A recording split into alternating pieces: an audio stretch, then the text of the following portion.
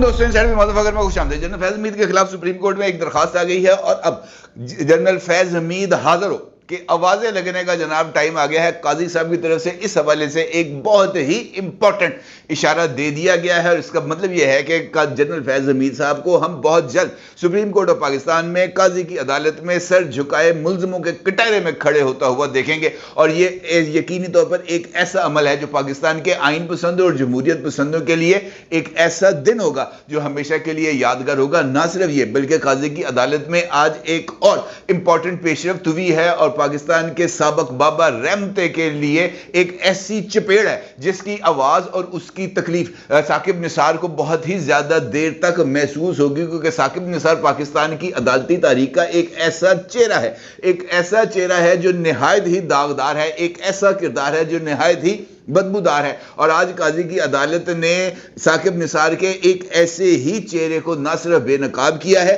बल्कि काजी की अदालत ने साकिब निसार के इन कैमरा और अपने चैम्बर में की जाने वाली जनरल फैज़ हमीद को बचाने की कार्रवाई को न सिर्फ गैर कानूनी करार दिया बल्कि उसको काला दम भी करार दे दिया है। बहुत ही इंपॉर्टेंट पेशरफ्त है और इस पेशरफ्त को किसी भी तौर पर नज़रअंदाज किए जाना मुमकिन नहीं। यह अलग बात है कि जनरल फैज़ हमीद की मुख्तलिफ मामलात के अंदर जो इन्वॉल्वमेंट है वो साबित शुदा है और उसके ऊपर कोई जो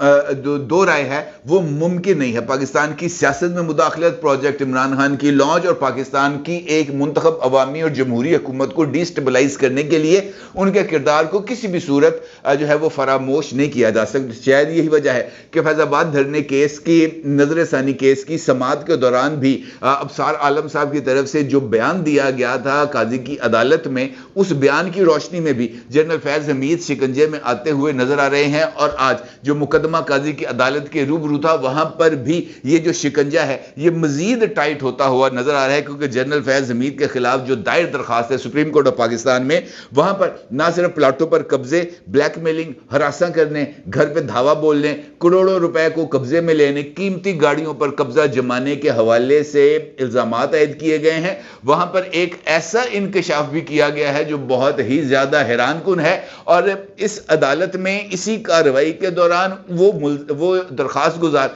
जिसने काजी के सामने जनरल फैज़ हमीद पर इल्जाम लगाए हैं ये सारे ब्लैकमेलिंग के, हरासा करने के, पैसे छीनने के, उसने इस बात का भी इंकशाफ किया है कि पाकिस्तान में एक टीवी चैनल आप न्यूज़ को चलाने के लिए जो है जनरल फैज़ हमीद ने मुतालबा किया था इसी प्रॉपर्टी टाइकून को कि जनाब आपने पैसे देने हैं आप न्यूज़ वाले यानी आफ्ताब इकबाल साहब को, जो बहुत ही ज्यादा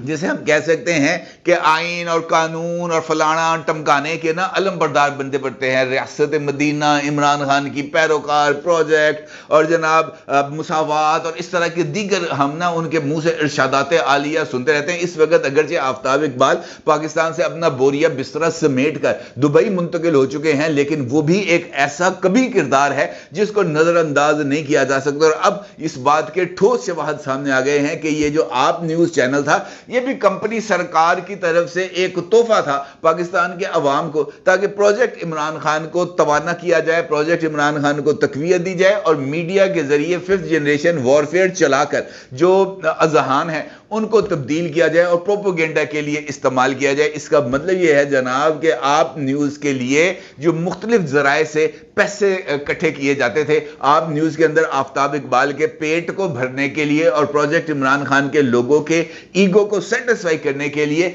वो भी धौंस, धांधली और ताकत के इस्तेमाल पर मबनी था। ये इंकशाफ खुद आज इसी कार्रवाई के दौरान दरखास्त गुजार ने काजी की अदालत में रूबरू खड़े होकर काजी के सामने इकरार किया कि जनाब मुझे कहते थे कि आप न्यूज़ वालों को फंडिंग करो, उनको पैसे दो ताकि वो ये जो चैनल है वो चला सके। है ना मजे की बात। तो लिहाजा ये जो कार्रवाई है आज ये बहुत ही ज्यादा दिलचस्प है। एक इस्लामाबाद की एक हाउसिंग सोसाइटी है जिसका नाम है टॉप सिटी और उसके सीईओ हैं जिनका नाम है कुंवर मोइस। इनकी तरफ से दरखास्त दायर की गई थी एक कार्रवाई के हवाले से जो 2017 में हुई थी, तकरीबन आज से 5-6 साल पहले। और इस कार्रवाई में اس بات کا الزام عائد کیا گیا تھا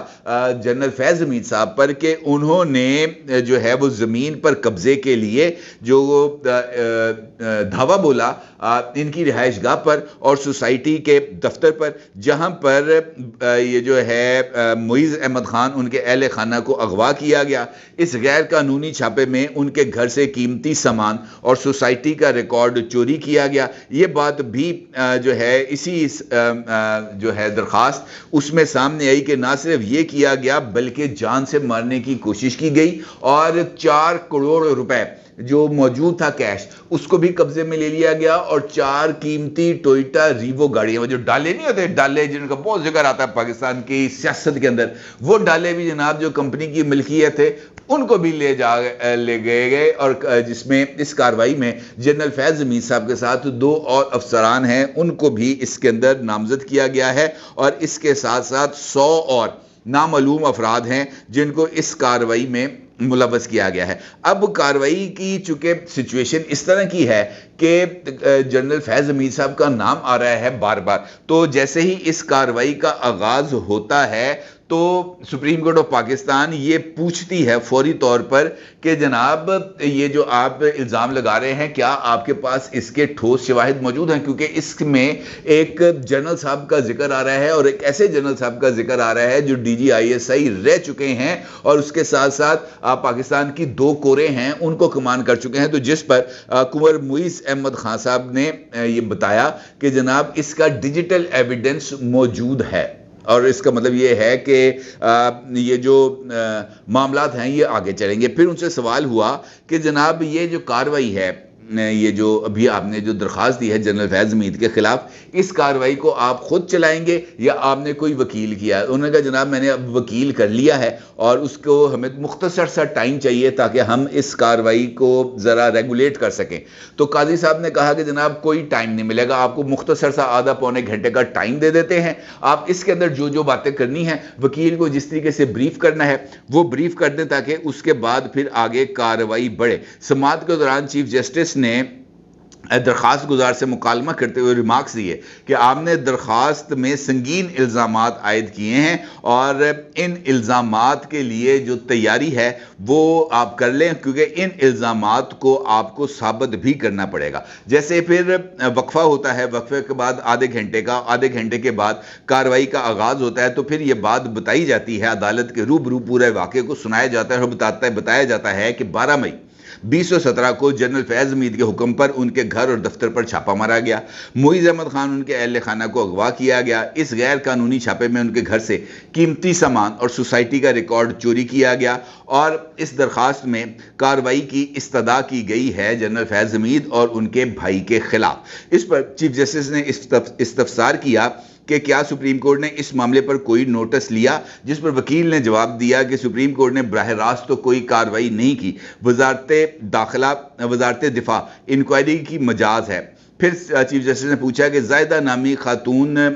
کی درخواست بھی زیر التوا ہے، جس پر ان کو بتایا گیا کہ جناب زائدہ نامی خاتون کا جو ہے وہ اب انتقال ہو چکا ہے۔ پھر یہ بات بتائی گئی کہ جناب جیسے یہ کیس آرٹیکل 184(3) کے تحت دائر ہوا تھا، تو اس وقت کے جو چیف جسٹس ہے جسٹس ثاقب نثار، انہوں نے فریقین کو 6 اور 15 نومبر 2018 کو چیمبر میں طلب کیا اور کیس چلایا۔ قاضی صاحب نے کہا رکو، ادھر رکو ذرا،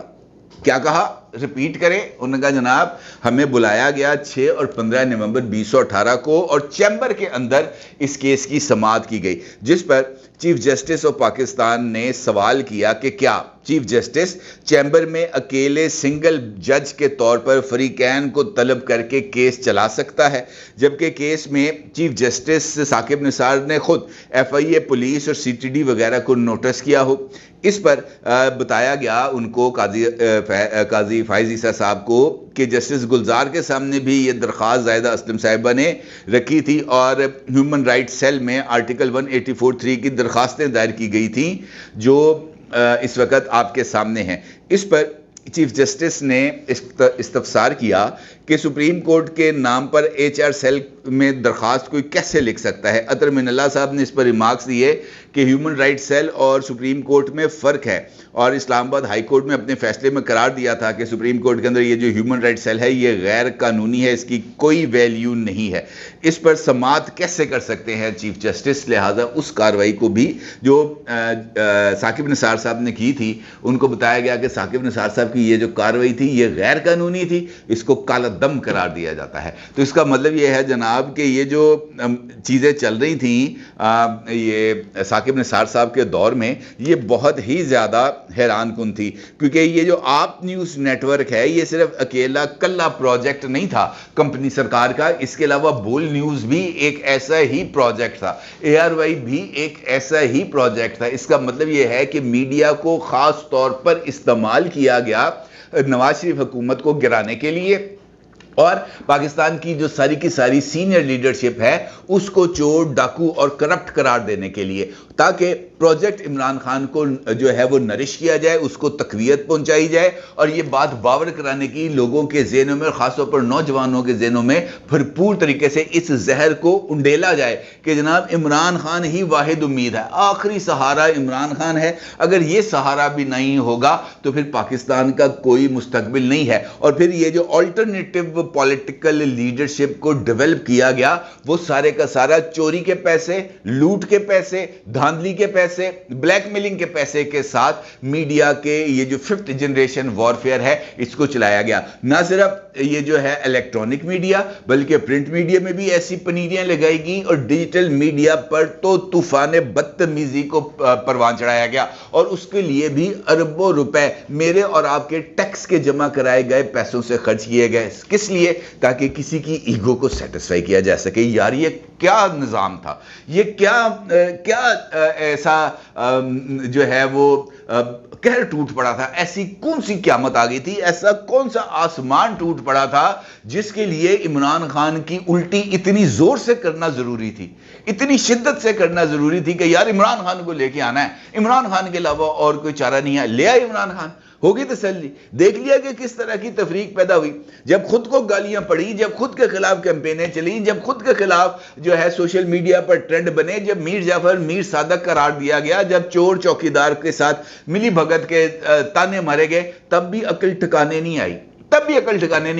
تب بھی اپنے اس اثاثے کو بچانے کی کوشش کی گئی، اس وقت بھی بچانے کی کوشش کی گئی، اور آج تک اسی اثاثے کو بچانے کی کوشش کی جا رہی ہے۔ کیوں بھائی؟